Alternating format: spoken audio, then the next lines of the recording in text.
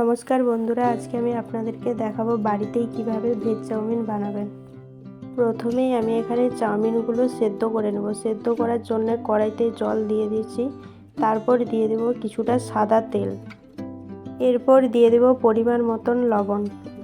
তেল দেওয়ার কারণে চাউমিনটা এখানে আমার খুবই ঝরঝরে হয়েছে, দেখুন একটার সঙ্গে একটা লেগে যায়নি। সেদ্ধ হয়ে গেছে, এইবার এটাকে ঠান্ডা জল দিয়ে ভালো করে ধুয়ে নিতে হবে।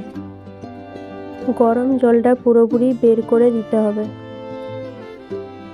ভেজ চাউমিন বানানোর জন্য এখানে আমি কিছু সবজি নিয়ে নিয়েছি। সবজিগুলো আমি আগের থেকে কেটে ধুয়ে রেখেছি। পেঁয়াজ কুচি, কাঁচা লঙ্কা ও কিছু পরিমাণে রসুনও এখানে আমি কেটে নিয়েছি। বিনস, গাজর, দুটো টমেটো কুচি করে নিয়েছি এইভাবে, ফুলকপি, সবগুলোই আমি এখানে এরকম সাইজের করে কেটে নিয়েছি। ও এখানে কিছুটা পরিমাণে বাঁধাকপিও কেটে নিয়েছি। এরপর কড়াই গরম হয়ে যাওয়ার পর কড়াইতে তেল দিয়ে ডিমগুলো আগে ভেজে নেব।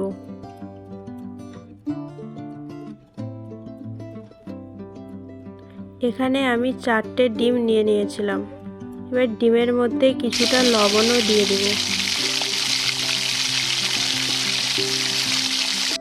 তারপর এগুলো ভালো করে ভেজে নেব।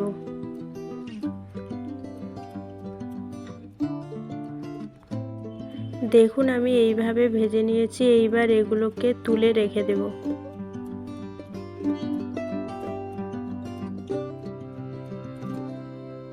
আবারও কড়াইতে তেল দিয়ে আগের থেকে কেটে ধুয়ে রাখা সবজিগুলো এক এক করে ভেজে নেব। এরপর আমি পরিমাণ মতো লবণও দিয়ে দিলাম।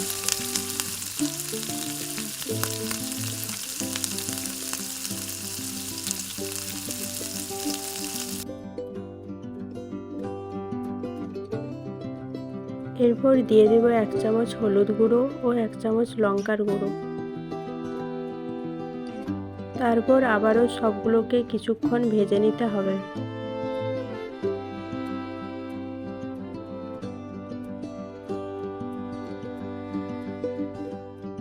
ভাজা হয়ে গেছে, এইবার এগুলোকেও তুলে নেব। এইবার কড়াইতে অল্প একটু তেল দিয়ে চাউমিনটা ভেজে নেব। প্রথমে দিয়ে দিলাম পেঁয়াজ কুচি, টমেটো কুচি, রসুন কুচি ও কেটে রাখা লঙ্কাগুলোও দিয়ে দিলাম। এইবার এগুলোকে কিছুক্ষণ ভেজে নেওয়ার পর দিয়ে দেবো এখানে আমি টমেটো সস।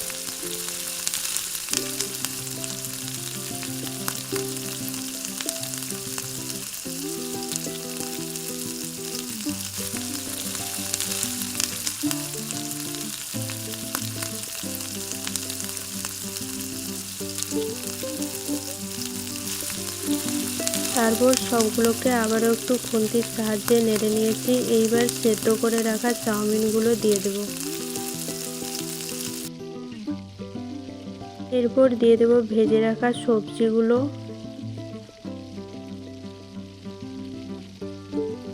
আর ডিমগুলোও দিয়ে দেব এখানে। তারপর সবগুলোকে ভালোভাবে মিশিয়ে নিতে হবে। এখানে যেহেতু আমি চাউমিনের জলটা ফেলে দিয়েছিলাম, তাই কিছুটা নুন দিয়ে দিলাম। আপনারা আপনাদের স্বাদ মতন দিয়ে দেবেন। হয়ে গেল আমার এখানে ভেজ চাউমিন। আমার এই রেসিপিটা ভালো লাগলে কমেন্ট করে জানাবেন, আর ইউটিউব থেকে যারা দেখছেন চ্যানেলটিকে সাবস্ক্রাইব করে দেবেন, আর ফেসবুক থেকে যারা দেখছেন তারা আমার পেজটিকে ফলো করে দেবেন। ধন্যবাদ। সবাই ভালো থাকবেন, সুস্থ থাকবেন।